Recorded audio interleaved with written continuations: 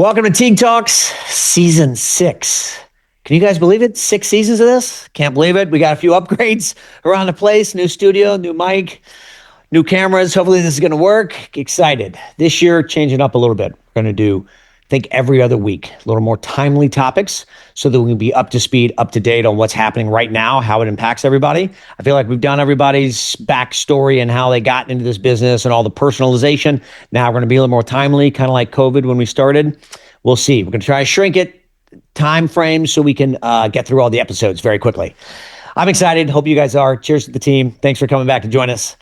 This week, we're going to start with Jan Freitag, Mr. CoStar, and talk all things numbers, get his predictions on how 2026 is going to shape up, and a quick look back to 2025. Thanks, everybody, for joining. I'm excited for a new season.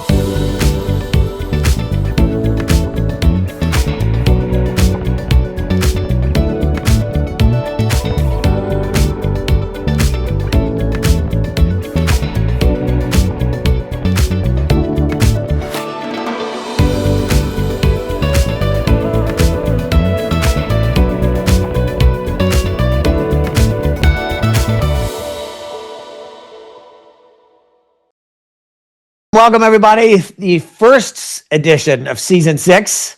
Starting January early, let's kick it off with no one other than Jan Freitag. How are you, sir? Thank you for joining me. Happy New Year. How are you? Happy New Year. Jan, I got to have you on. You have all the stats and all the data, so who else should I have on first to kick us off and tell us what an amazing year we're going to have coming up? So I want to dive into stats and data. I figured, it's just you and me and a couple hours and thousands of slides right now? Is that what's about to happen? Would you? I mean, I got 30 ready if you need me to. You're hilarious. But we can all just talk. Please know. That's what everyone could attend Alice or the Hunter Conference. See you in March, everybody. It'll be fun to watch how much has changed between January and March. What do you think? I mean, that was the 2025 story, right? I mean, so we came out at Alice and we said, new administration, tax cuts, 2025, good year, 1.8% RevPAR growth. Everybody's kind of happy-ish.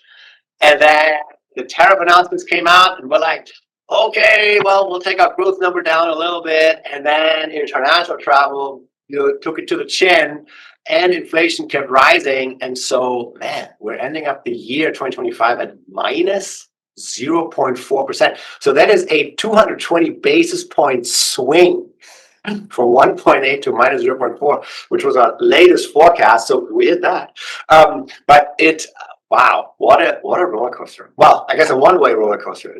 Man, when we look at our data, we talk about bifurcation before, right? But, there's this idea of that luxury RevPAR is, call it 3% or so for the year growth. The problem is economy is down, 4%? So everybody's sort of looking at luxury, and then I don't know if you saw that, but we published this thing about ultra luxury, right? So yes. Properties basically with an ADR of $1,500, and they're just rocking and rolling up on the upper end, but it's just not the middle. So now we're getting 2026 predictions. So does that continue for 26?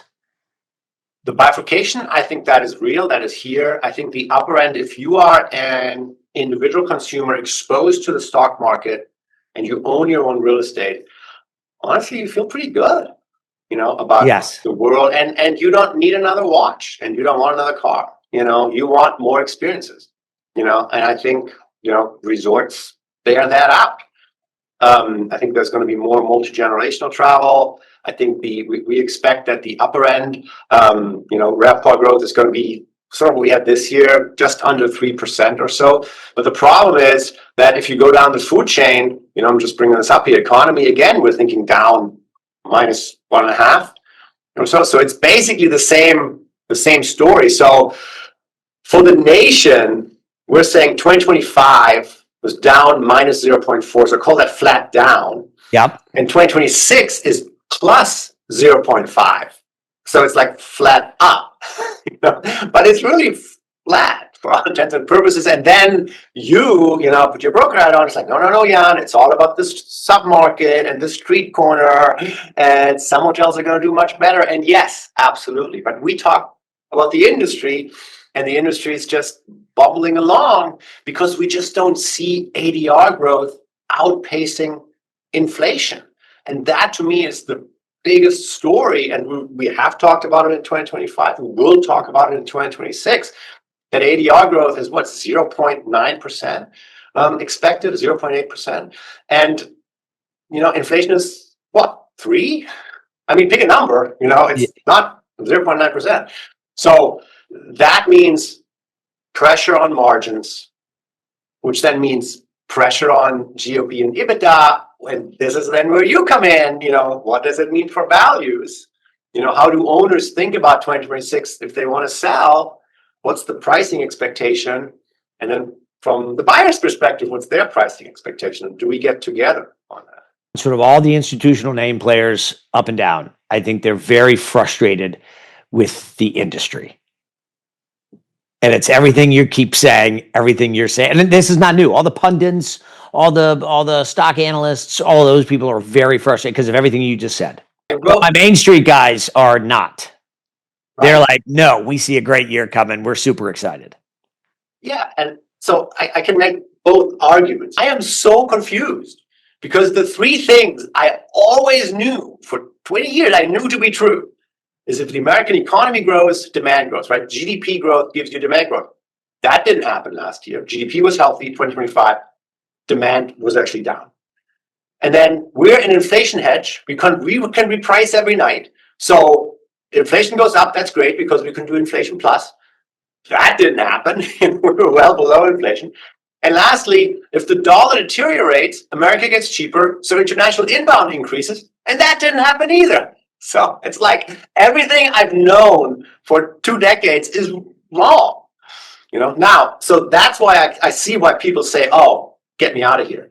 The other side of it is, if you understand street corner limited service and you already own 3 and you want the 4th, limited service hotel on the other street corner, you're going to get a PIP, you're going to get you renovate, and you're going to be the new kid on the block for a long time because new supply, we project, is going to be de minimis, right? It's going to be like 0.9% supply growth. The long run average is 1.6. There's just not a whole lot of new supply coming. So if you have a property that you really are convicted about and you have the wherewithal to renovate it, I mean, that's the playbook in 2026. You're really good, Jan, and I'm glad that the data sort of that you guys are seeing backs it up, because mine are the conversations with the developers. And don't get me wrong, often developers develop because that's what they do. But a lot of my developers started shifting last year, and they're shifting even more, 100%. They're like, Teague, we're not building. Doesn't make sense when I can buy stuff for half price. So I'm going to go buy below replacement cost this year. So we'll see if they get it done, but they're actively planning to lean in to buy stuff at half price. And then renovate. Right. And then renovate. And in everyone's defense, just to be clear, half price is still a 1 cap or a 2 cap. Okay. But on a replacement cost for a nice hotel, they see it as half price. And basis, they keep screaming basis. So basis wins. So that's the world that I see coming in next year. I'm glad you guys see the same thing. Yeah, we don't make projections about volume going forward. My favorite broker always says, Jan, next year's going to be better. And we said that in 23, and we said that in 24, we said in 25. So they're 26, Jan, it's going to be better. One of these years we'll be right. We'll be right. We're saying 2026, supply growth 0.9%, as I said, well below long-term average. Demand growth positive, plus 0.5, plus 0.5. So yes, we're selling more rooms than we did in 25, but in 25 we sold fewer than 24. So we're basically back to 24, whatever. So occupancy flat, 62% or so. Room rate growth, unfortunately, has a leading 0, right? Plus 0.9%. Inflation is going to be well above that. And then RevPAR growth all in, right? Because occupancy takes it on the chin a little bit. RevPAR plus 0.5%. I don't know what else to say. Like, it's slow, and your mileage may vary. And if you're exposed on the upper end, urban property, big ballroom space, luxury, and then ultra luxury, that's fine. It's just if you're relying on small and medium-sized businesses that got hit by the tariffs and low-end American leisure customers who get hit by inflation and everything gets more expensive, they spend more money on their car insurance and their rent and their eggs. They have less money to spend on discretionary. So, and then they say, oh, hotels charge me for the room, plus the food, plus the beverage, plus the resort fee, plus the bottle of water. Let me just go on a cruise because it's AI all inclusive. You pay once and it's literally all you can eat. And if you follow the earnings calls from the cruise lines, they're like, man, we are good. So the American leisure customers shifting a little bit away from hotels on the margin. I think that hurts the limited service hotels. Interesting. Sure it does. Yeah, and that hurts limited service more than it hurts resorts. Right? Because the upper end is fine. Yeah, the upper end's doing great. Back to your point. Everybody's bought enough cars and watches and whatever silliness, and their stock market's up. What happens when the stock market starts to fall? Does that start to impact luxury if you're going pessimistic or if you're just going contrarian? The stock market's fine. Our underlying assumption is not for a recession. Our underlying assumption is just for GDP growth in a 2-something range, 2-point-something range. So like slow and steady growth or continued growth, right? With all the infrastructure investments and the defense spending and all that other stuff, like that's going to drive up GDP, which then hopefully trickles down to corporate spend, because group has not been great. We've seen 8 consecutive months of group demand decline. Hopefully that's going to revert this year, 2026. Going to be interesting. You could sort of make up a story where because of World Cup, there are 11 markets in June and July where meeting planners are going to say, I'm not going to go there. I don't want to be around the singing Swedes and the drunk Germans and whatever, let me stay away. So we are taking our group meetings to secondary or other markets that don't host World Cup. And so then could those markets have a little bit more pricing power? Maybe, and of course, those 11 markets are hoping very much that they're going to see demand influx international, but also then an ADR lift. So our working hypothesis right now is that World Cup is going to be an ADR event, that the demand is going to be there, but it's going to displace some group demand. That some people are just going to stay away from these markets, but that the people who are coming, they're like, look, once in a lifetime, it's a longer trip. I have to fly here anyways. Let's just lean into it, in terms of spend. And hopefully then that drives ADR. So we talk leisure, we talk group, corporate. How's corporate demand? I mean, depends on how you are exposed to tariffs, right? We hope. So there was an initial shock because there was uncertainty, right? Yep. The tariffs infused uncertainty. And let's assume that the tariffs stand in the court, or even if they're not, that they're going to sort of do a different rule and then immediately the tariffs get reinstated if the court strikes them down. Let's assume the tariffs are what the tariffs are. At least that gives you certainty. You may like them or not like them. It's not a political statement, but at least you know what you have. And then you can make more decisions about what do your input costs look like. And then you can make more decisions about, okay, what does my travel budget look like? What if I'm managing margins, what do I have left over to send my people out on the road? I think part of the deterioration in group and part of the deterioration in weekday occupancy has just been the uncertainty. And hopefully, as we get into Q1 2026 and beyond, there's be a little bit more certainty, which then gives you more conviction to book further ahead. We are cautiously optimistic there. I think the larger part is the American leisure consumer saying, we're not so sure. Interesting. All right, so how does that trickle to markets? Pick your favorite markets. We were talking San Fran and New York. Yeah. I mean, hard to bet against San Francisco, right? Clearly, AI, love it or hate it, whatever, but they have people in the office, even though they're saying, oh, we have the AI that does all the work. No, you actually need people to train the AI. So yes, San Francisco office is coming back. New York City can do no wrong. The large top 25 markets or top 20 markets that have the three-legged stool of group, leisure, and transient, corporate transient, they're going to continue to do well. The problem then could be the new supply story, right? Denver, Dallas, Nashville, where I'm based. I always joke our favorite bird is the crane, right? Cranes everywhere. They're all building hotels. We're having this massive influx of new rooms plus new luxury rooms. So, but we don't have the demand, so supply is way up and demand is growing a little bit, but just not at the same pace. So occupancy takes it on the chin in a couple of the markets. But I think it's, I think the coastal markets, LA downtown continues to be tough. I think Philly is going to have a monster year. Obviously, 250-year anniversary. Miami continues to be a crowd favorite, especially if you have international travelers who are coming to go to the World Cup. They may just say, "Oh, let me get into the country there and stay before or after." So I think all of that is going to be positive. I think it is too. Again, but I think we're going to miss to the upside, not the downside. But that's just me. And you have to say that, And for me, I'm giving you my upside sort of pockets. Okay. But there's a whole United States of America in between those markets. Yeah, correct. With a lot of limited service hotels on Highway 40. And that's going to be, I think the margins are going to be a struggle, right? Because labor costs is going to continue to go up. That's the problem, right? It's the labor, it's the taxes, it's the insurance.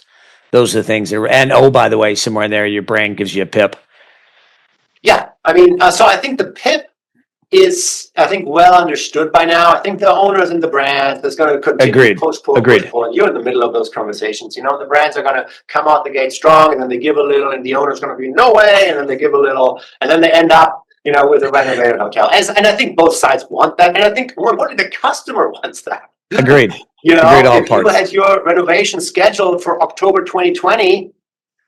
Turns out it didn't happen, and now we are, 6 years into it. So yeah, the hotel needed it in 2020. It needs it today for sure. So we're going to see more renovations. I think we're going to see more of the PIPs. I think on the labor front, it's going to be super tricky, right? Because we're not letting as many, foreign-born people into the country. And those are the people that traditionally have the jobs that not a lot of Americans want, and now we're competing with other industries, delivery services or agriculture or what have you, that want to pay those exact people a little bit more. Yes. That means our wage cost is not just going up because of competition within the industry, but of competition from outside the industry.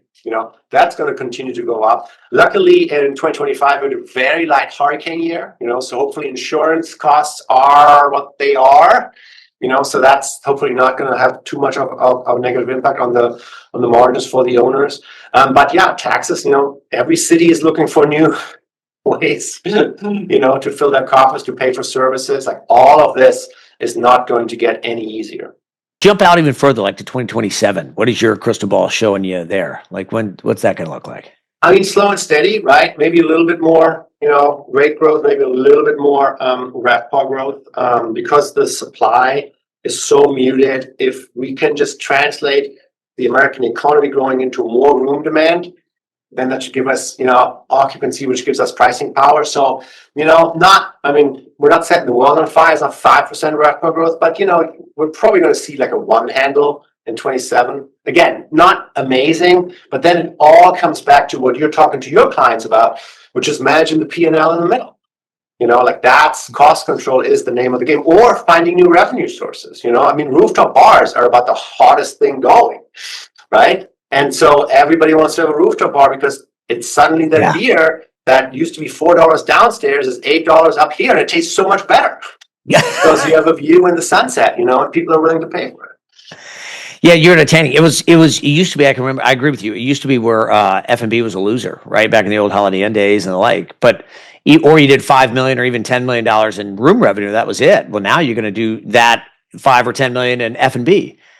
And now all of a sudden you're making half your revenue, your profit, if not more, in those markets, in those spaces. So everybody's got to have it. So I could be wrong, but I just think we're going to miss to the upside. I think we're going to be a lot higher than people expect this year. No, I want you to be right. I do. I want you to be right.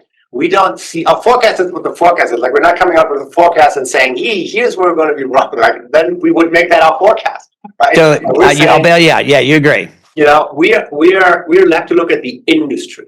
Yes. Your mileage may vary. The customers you're talking to, you talk to a couple of very senior executives and a couple of very, very large hotels and limited service hotels. Their mileage most definitely varies. But we have to talk about everybody. And for everybody, we're like, this is tough. But are there corners of resistance that are going to, much better and outperform our forecast? Yeah. for sure. For your specific, industry or part of the industry, right? Interest rates are going to continue to come down. Right. Let's discuss that. Everybody's Right. expecting that. So hopefully that will sort of jumpstart, the transaction activity that you're following so closely, especially on the limited service side. And there I could totally see us surprising to the upside. That the long-term holders are saying, I'm kind of done. And, Jan, who owns 4, limited service hotels and wants 2 more, is saying, look, I know my market, I know my sub-markets, let's go. And now it's a lot cheaper for me. So that I could absolutely see on the transaction side. On the performance side, I want you to be right. I agree with what you're saying, and at the ultimate day, it's a street corner business, but also it's an individual business. So if it doesn't work for you, there's a lot of people come to us. Our sellers today are the people that are negative or who shouldn't have been in the business in the first place, or who are just tired because they thought it was going to come back for 3 years and it hasn't. And they're like, fool me once, shame on you. Fool me 4 times. I'm out. So I think they're not wrong. I think they should be sellers. I don't think they're right in this space. Again, Wall Street, very negative on the space. They're not seeing anything, so they're heavy sellers these days. And I think the individuals who have been operating these for 5 years and are now, since COVID, and are now just beat up, they're like, I'm out too. And they're going to transition to the local guys that you're talking about and what I will call the true hoteliers who are in this game forever and know how to operate and know how to renovate and know how to show up with a new shiny hotel and turn that problem into an opportunity. And a lot of them are getting together at the 100 Hotel Investment Conference, to talk about exactly that, because those are the true street corner hoteliers, right? I'm excited about our conference this year. I know it's early to talk about it, but we got a new hotel, Jan, the Hilton Signia. Hilton's excited. Yeah. We're excited. New and shiny. We got a whole bunch of new sponsors. We got a bunch of fun things. A couple I hope we can pull off that are going to be really exciting. Oh, cool. Come on, it's a new venue. Why not? Why shouldn't we go all out, Jan? We're in the hotel industry, which means we're optimists by nature, right? Like this year's going to be better. I look forward to being with you. Obviously, I'll see you at Alice, but sort of in the hall. But I'll see you at Hunter for sure, and then we'll talk about what went right and what could we change and what went wrong and how predictions went. Yeah, I wrote it all down, and I'm your prediction. So you're the house right now. So you're taking that. I'm going to take the over on your prediction, and we're going to see where I'm with you, crossing fingers. Like I'm on your side. I want you to be right. Still take your money. Jan, thank you for being here. Thanks for joining me. This is great. Need your predictions for the year. Start off the year right. 2026, season 6 of Teague Talks. You're the man. Good friend. Thank you, sir.